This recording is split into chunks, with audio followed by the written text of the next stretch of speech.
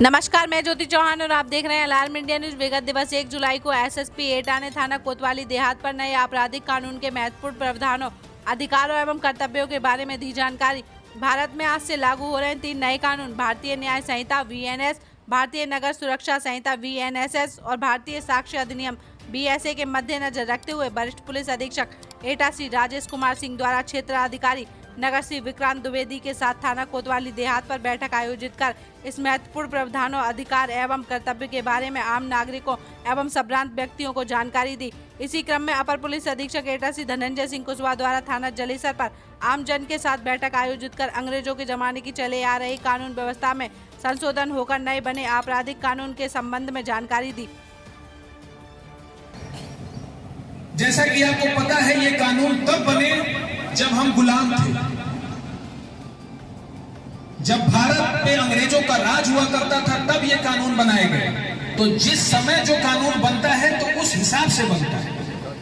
उस समय जब ये कानून बनाया तो हमें गवर्न करने के लिए बनाया गया, कैसे इनको काबू में रखा जाए। भारतीयों को प्राथमिकताएं अलग थी। उस समय खजानों की सुरक्षा के लिए कानून को प्राथमिकता दी गई। रेल के पटरी चोरी हो रही है, कुछ चोरी हो रही है, उसको प्राथमिकता दी गई, जो उस समय उनके फायदे की थी। सजा दंड का रखा गया, नाम ही रखा गया भारतीय दंड विधान। अब इसमें दंड की जगह न्याय केंद्रित हुआ है, नागरिक। अब दंड केंद्रित ना होकर के नागरिक और न्याय केंद्रित हुआ है। नाम में भी परिवर्तन हुआ है। जैसा मैं बता रहा था कि हमारे उत्तर प्रदेश और हिंदी भाषी राज्यों के लिए ये ज्यादा अच्छा है कानून। सूचना मिलने के 24 घंटे के भीतर की जाएगी।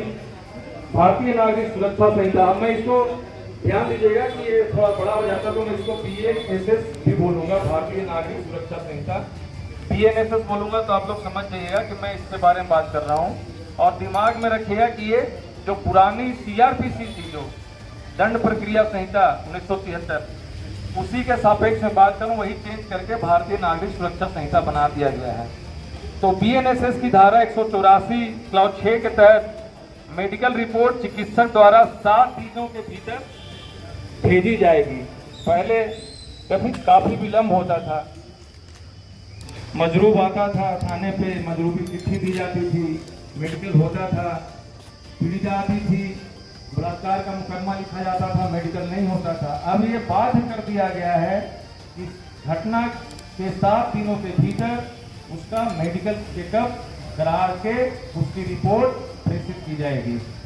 ये एक बाध्यता है जिससे जो न्याय प्रणाली सुविधाएं मिली है, बाकी सारी सुविधाएं और क्या क्या प्रोविजन है CO साहब ने बता दिया है। इसमें एक बात और है, इसमें पीड़ित और गवाह के संरक्षण की योजना है। इसके लिए भी कानून बनाया गया है, उनको संरक्षण दिया जाएगा। सारे डिपार्टमेंट्स को इसमें बांध दिया गया है टाइम फ्रेम में, चाहे जुडिशियरी हो, चाहे चिकित्सालय हो, डॉक्टर्स हो, चाहे पुलिस विभाग हो, सबको कितने दिन में क्या कार्रवाई करना है। आप लोगों ने देखा होगा, माफियाओं का चार्ज फ्रेम नहीं होता था। कोर्ट में 2-2 साल 3-3 साल माफिया है, डेट पे डेट लेते रहते थे। उनका चार्ज फ्रेम ही नहीं होता था, फिर ट्रायल शुरू नहीं होता था, फिर उनकी सजा नहीं होती थी। पता चला कि वादी मर गया और मुलजिम को सजा नहीं मिल पाई, माफिया बचे के बचे रह जाते थे। इसके लिए भी टाइम फिक्स हो गया है। ट्रायल शुरू होने के 60 दिन बाद हमको चार्ज फ्रेम करना है, और उसके बाद जब हमारा केस खत्म हो जाता है तो 45 दिन के अंदर हमको डिसीजन देना है। ये कोर्ट की जिम्मेदारी सुनिश्चित की गई है। ऐसा नहीं कि हो गया इसके बाद हम फिर डेट दे रहे हैं और सालों लटकाए पड़े हुए हैं। आप लोगों ने देखा होगा 20-20 साल 25-25 साल एक मुकदमे में लग जाते थे। पता चला कि वादी पीड़ित जो एक असहाय पीड़ा लेकर जी रहा है कि हमारे केस में कुछ हुआ नहीं, और जो मुलजिम थे वो धीरे धीरे उसी में उनकी उम्र अधिक हो गई, मर गए, उसके सामने वो सजा नहीं पा पाए। वो वादी पीड़ित को हमेशा एक कष्टकारी रहता था।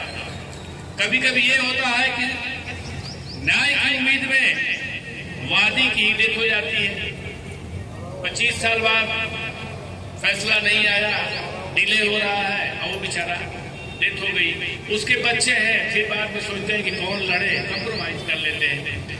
तो इसमें माफियाओं को बहुत फायदा होता था, क्रिमिनल्स को बहुत सुविधाएं थी, डिले होता था, पर मतलब पीड़ित पक्ष परेशान होता था। अब पीड़ित पक्ष परेशान नहीं होगा, गवाहों को भी संरक्षण है, पीड़ित को समय पर न्याय मिलेगा, समय से चिकित्सा होगी, समय से मेडिकल रिपोर्ट आएगी, समय से जजमेंट होगा, समय से FIR होगी। FIR के बारे में आपने बता ही दिया, कहीं से भी कहीं का FIR किया जा सकता है, फिर उसको हम लोग ट्रांसफर कर देंगे। वहां पर ट्रांसफर की सुविधा है। अगर कहीं अलीगढ़ की घटना है और आपने यहाँ दिया, एप्लीकेशन दिया, तो उस पर हम 0 FIR करेंगे, फिर वहां ट्रांसफर कर देंगे। इसमें ये भी अभी सब्सक्राइब करें हमारे YouTube channel alarm India news को और देश व दुनिया से जुड़ी खबरों को पाने के लिए प्रेस करें बेल आइकन को।